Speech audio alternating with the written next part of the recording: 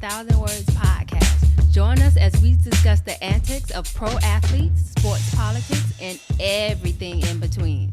No sport nor athlete is off limits. Now, get you a pitcher of wine and enjoy the show. Here are your hosts, Lene and Linnell Fletcher, aka the Fletcher Twins.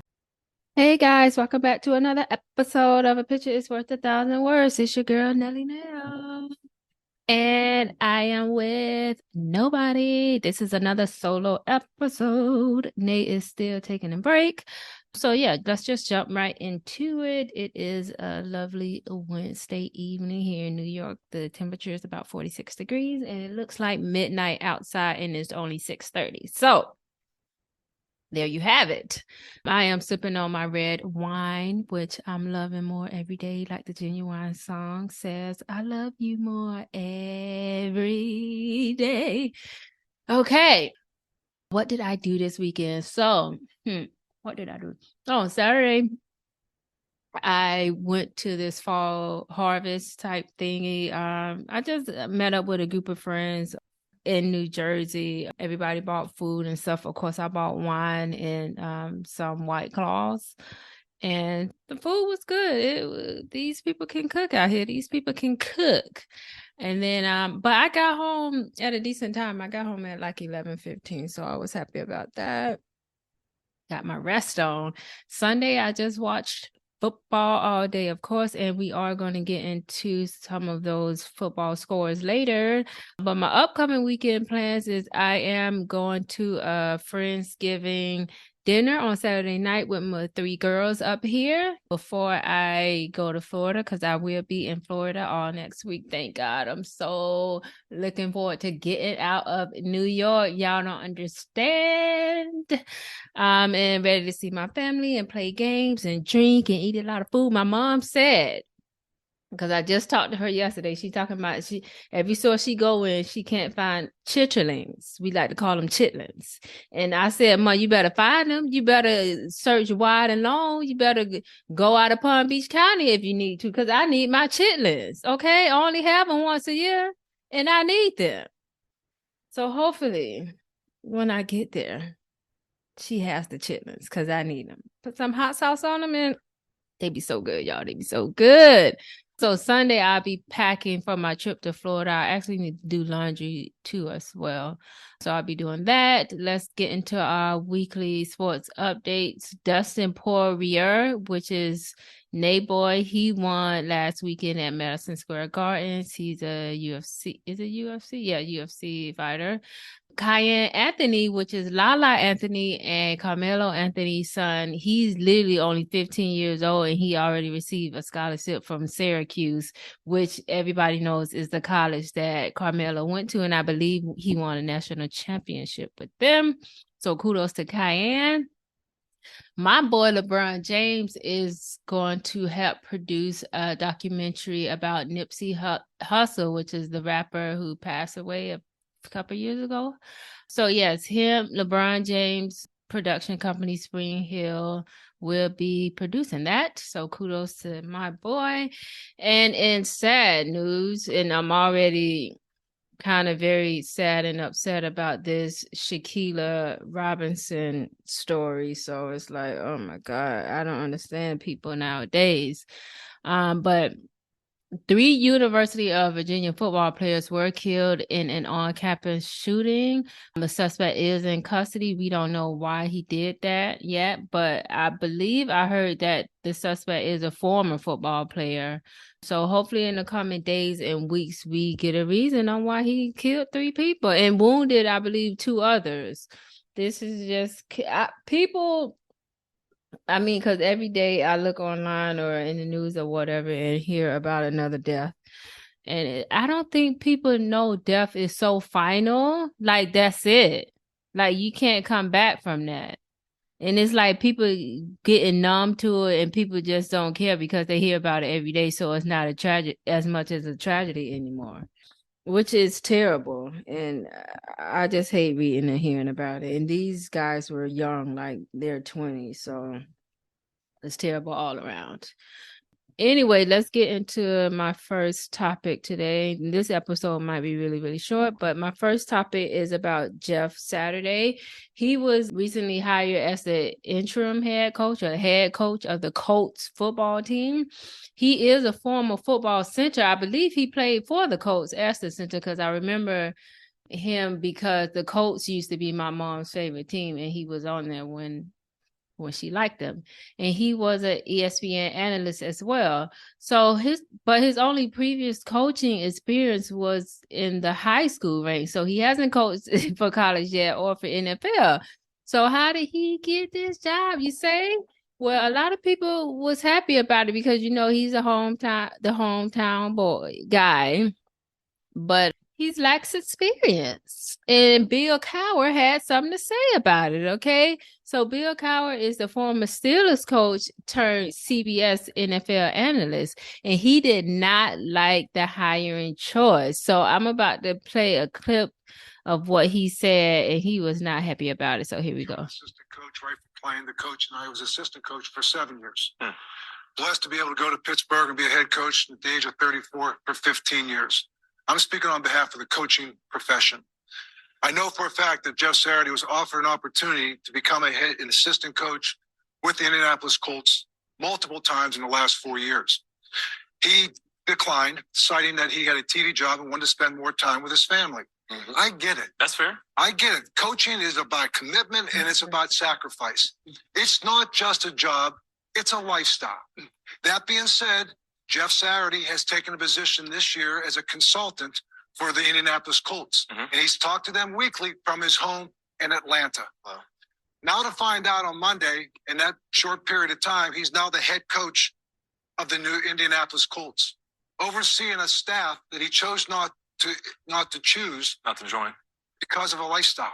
Mm-hmm. Jeff Saturday talked about in his first press conference the fact that he's going to use his second half as an opportunity to build his resume, to see whether or not he can coach in the future.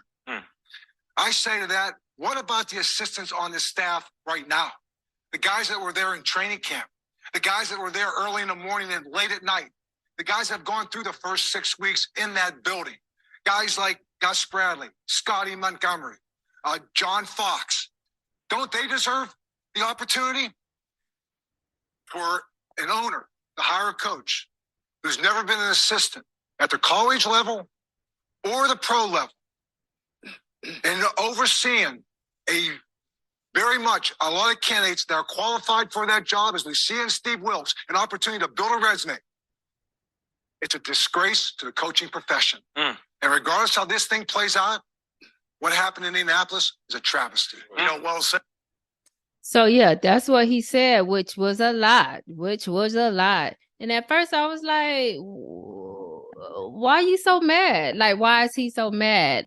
But I understand it. But this is, the rule says it's who you know, that it's who you know, and it's nepotism. So he's already very familiar with the Colts, and he's probably in good with everything. So this is probably why he got the job. And it's honestly, it sucks because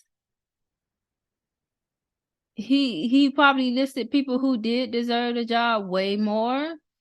But it sucks, and it's who you know, and it's politics and all that. Even in any kind of profession, it's politics, and you got to play the game. And he played the game. But yeah, what I do agree with Bill on is the fact that Jeff Saturday said he is using this as an opportunity to build his resume. So it seemed like he's not even going to take it seriously and try to win these next 6-7 weeks of football. It seemed like he just wanted on his resume so he could say, oh, I did coach before. Now I want to go and coach somewhere else or do something else. It just looked good on the resume. It's like a resume booster. So I do agree with him on that. But I don't think he should have said it out loud like that. Like, it's not like he got passed up for the job over it. Like, why he so mad? I'm confused. There has to be something more to that story. Like, did one of your friends get passed up for the job? Like, did you see a list of people who were up for the job and Jeff got it over one of your friends or something like that? It got to be something more for him to be that mad to go on national TV and do all that. Like, you can say all that behind the scenes and stuff, but why you got to start beef with him on national TV? Not everybody gonna be watching. And another player, Pat McAfee, who was a former teammate of Jeff Saturday, said Bill Carr need to shut the F up, which I kind of agree with that too. Like, don't be bringing this drama to your CBS talk show, sir. We talking about football here. Either you don't have to congratulate the man for getting the job, but you ain't got to downgrade him either. Like, just don't say nothing. People need to learn how to close their mouth. You don't got to say nothing, say no comment. You ain't got to say nothing about that man. I think he should have just shut his mouth. I know if he's taking up for his friend and stuff, his friends are probably happy and probably got their name in the circles for a job or whatever. But I think that should have been said around, like in the back, like, because this has been going on for forever. A lot of people get jobs over other people who are much more experienced. Like this, he act like this is the first time in history that happened. Yeah, we can point to the president. Like, we had a president that had no political background, and he was still president. People get passed over for corporate jobs because somebody knows somebody who played golf with somebody else, so he picked him. Like, this is nothing new. Stop acting like this is nothing new. And it's not the first time, and it's not going to be the last time. And it sucks because you should go based off of experience. But sometimes people want people that they know they're going to get along with, and they already have team camaraderie and stuff with. Because you hire somebody like Juwan Udoka, and look at how that happened. Look at what happened with him. Crickets. Look at what happened. So, I mean, I get why they hired him. I kind of get why Bill is upset, but Bill need to pipe down a little bit and just realize that's how America is. I don't know about no other countries, but this is how it is. People get hired all the time that don't deserve a job. If he just hope that he do bad and he'll get fired. I mean, I don't know what to do, but people get hired all the time that don't deserve it, and it is what it is. Or people get overlooked. I've been overlooked for plenty of jobs that I know I could have done and know I could have done them very well, but get upset for a day and then move on. That's all you got to do. Just be upset for a day and move on. Something better will come along. But anyway, next story is, and I hope I'm saying this guy's name right, Juwan Johnson. So this story is actually about his wife, but I'm going to give you guys a few facts about him. So he's a tight end for the New Orleans Saints. He's 26 years old. And recently his wife went online and explained how his money is her money and that she spends a lot of it. And she received so much backlash. And I am going to read y'all some of the bad tweets she got and some of the good tweets she got. And then I'll tell y'all my thoughts on the situation. But first, let me play the video. So here we go. Hold on. I must say that I agree with this one. When we get paid, I will spend as much money as I want because it's our money and he decided to marry me. And I do everything that he wants, like I'll cook and clean and stuff like that. And when he makes money, I'm going to spend it. And that's just what marriage is. Like, you don't have to get married. As soon as we became one, whatever is his is also mine. So I pretty much live my life as I please. And that's just the way it is. Like, I don't know what else to tell you. So that was the video, which is very hilarious because she's making coffee or something while she's in. So people online are accusing her of being a gold digger, but she said she do what he wants around the house, and then she spend his money. So one guy said she is for the streets. Then another person said, "Nah, it's my money. I work hard for what I do. You not getting no money from me at all." Then somebody else said, bro, a better man than me, because me personally, I would have divorced immediately if she said this. So those were some of the backlash tweets. But here, some people were on her side. So here's some of the good tweets. Somebody said, y'all hating on her, but she living my dream. Somebody else said, I'm gonna keep it real with you. My wife going to be acting just like this when I get rich. She don't got to worry about nothing. Do whatever you want, boo boo. Okay. Somebody else wrote, anyone that has a problem with this is either broke or has toxic masculinity. I don't know what toxic masculinity got to do with it, but okay. And then the last person put, she's joking and she very much makes her own money, but here's the funny thing about the people complaining. This is quite literally the traditional lifestyle y'all constantly come on here and say y'all want. And I do agree with that. So my thoughts on this is I didn't see anything wrong with the video because, first of all, when you get married, like she said, y'all do become one, and it's y'all money. His money is her money is his money, whatever. And I think somebody said they have like joint TikTok's account and they be trolling and stuff like that. So it might have been, she might have been trolling, but it brings up a bigger conversation because even if she isn't trolling, that's what a housewife or a house husband do. Y'all know when people are housewives or house husband and they don't work, that they spend their spouse's money, correct? Who money y'all think they spending? I'm confused. Who money y'all think they spending? What, you think the money grow in the backyard or something? Like, if they don't have any income, what do y'all think they get their money from?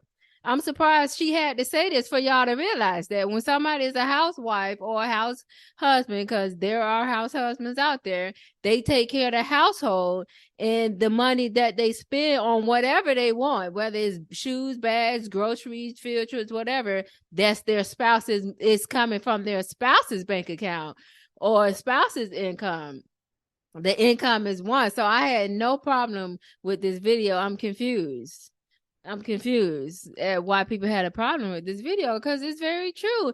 And a lot of people, especially guys, be wanting the traditional housewives and the traditional this and this and that, or to cook and clean and stuff, but they also want them to work too. So it's like, no, if I mean, it's gonna be either or. I'm not gonna be a full-time housewife and work while you just work and don't do nothing in the house, or I'm not gonna just work and do nothing in the house, because I would, unless you the house husband. But if we both have a job, we're both doing things in the house. That's at least how I would want it. But what? And the other question is, would I be a housewife, where it's just the cooking and cleaning, taking care of the housewife, and don't work? I would be it, but I will only want to be it for like 1 or 2 years after I had a baby, if I had a baby. But yeah, where I would like just take care of the household and the baby and not work. But just if I'm like if I don't have a baby, then I'm gonna have to have some kind of job, because I like my own money. Now, it can be an entrepreneur job, like where I can work from home, or I don't have to go to an office every day, and then I can still like also take care of the household because if I'm making money, you doing half of this household work too. But yeah, I'd be a housewife for like 1 or 2 years so I can be at home with my baby and like giving my baby to like no nursery or no daycare and stuff like that. If it's feasible, like if my husband can have enough money to take care of the household. But obviously if he doesn't and we need 2 incomes, then I will work after the baby. But yeah, like I said before, I see nothing wrong. Maybe it was the tone, or maybe people thought she had an attitude, but she's not a gold digger. Her husband don't even make $1 million a year. So if she was a gold digger, she's a sorry one, because gold diggers go for people making millions and millions and billions a year. Okay. And literally all they do is gold diggers actually don't do household stuff, y'all. Gold diggers are just like trophy wives that stand beside their husband for photo ops. You think somebody that made millions and millions a year got their wife cleaning their house? No, they have maids and butlers for that. So gold digger is the wrong term. Okay, she's not a gold digger. So yeah, I didn't find her name, but just Google the guy. What is it? Juwan Johnson. Just Google him and the video will pop up. But yeah, I see nothing wrong with what that young lady said. Y'all need to get off her back and stop being mad all the time. Why every just like be a coward? People walk around being mad. It's like they like being mad or they like saying something. That lady ain't messing with nobody. She ain't messing with nobody. Y'all don't even know half of the stuff her husband probably have her doing. She just told y'all cooking and cleaning. She probably got to do a lot of stuff for that piece of change she getting. She probably got to do a lot of untraditional stuff, if you know what I mean. So y'all don't be judging people like that. Don't be judging people like that. Okay. Let's talk about football, my favorite subject. So yes, the Eagles, gosh, they finally lost. So they're 8-1 now. They lost to the Commanders on Monday Night Football, which was a bad loss for them because that's also a divisional loss. So that's not good. So yeah, nobody is undefeated now. So the Dolphins, y'all can start celebrating. Nobody has an undefeated season. Green Bay finally won. They beat the Cowboys by 3, which I heard was a good game, but I think I fell asleep doing it. I don't remember seeing it all. Minnesota beat the Bills, so that's 2 losses in a row for the Bills. So y'all need to do something, Bills. Y'all need to go back. Maybe y'all need a bye week. Oh, maybe y'all need something, okay? Because that ain't it. Losing to the my Jets, okay? My Jets. But Josh Allen still cool. Stephon Diggs still cool. McKenzie, all that still cool. Y'all just need to stop. Y'all need a break because I don't think y'all had a bye week yet. That's what y'all do. But y'all need to know, us and the Jets, y'all got the same record as the Jets. So y'all Bills people, don't come around acting like y'all better than the Jets now. Because also we beat y'all. So that's another thing. We beat y'all. So we're ahead of y'all in the division. Okay. The Dolphins lead it right now. Facts. Anyway, with that game, it was such a good game. I literally thought the game was over like 5 times before it was actually over within the last minute of the game. Like I kept saying, "Oh, okay, Minnesota won. Oh, okay, the Bills won." It was so crazy. Like that last like 2 minutes or a minute and a half to 2 minutes was insane. Like I don't know what happened, but it was a great game.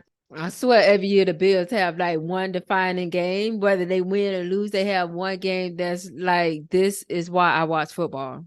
And last year it was when they played, was it Pittsburgh? I don't know who they played, but the score kept, every time somebody got the ball, they scored. So that was like a very exciting game. But yeah, every year the Bills have one of those games that reminds me, this is why I watch football. But here are some of my predictions for this week. So the Titans at the Packers. Are the Packers back or was that just a flop? I'm going to go for the Titans. The Jets at the Patriots. So this is divisional and I think the Patriots beat us earlier this year. I'm gonna go for my Jets. I'm going with the ship. I'm going down with the ship if we go down, but I think we're gonna go up. And then the Cowboys at the Vikings. This gonna be a good game too. I hope that's a 4:00 game. Cowboys at Vikings. Vikings showed me they got some hort. They showed me they got some hort this week, so I'm gonna go with the Vikings. And then the Chiefs at the Chargers. I'm going with my Chiefs. Go Patrick Mahomes and Travis Kelce. There you go. Okay, now it's time for the highlight of the week. And I'm about to butcher this person's name, but I really hope y'all know who I'm talking about. So the highlight goes to Yusufa Mukoko, and he's a Germany football player. He's the youngest player at the World Cup. He's 17 years old, and he just turned 17. Oh, wait, no, he's about to turn 18. So he's 17 years old now. His birthday is November 20th. So in a few days, and he's a striker. That's his position on the soccer team. So kudos to Yusufa Mukoko.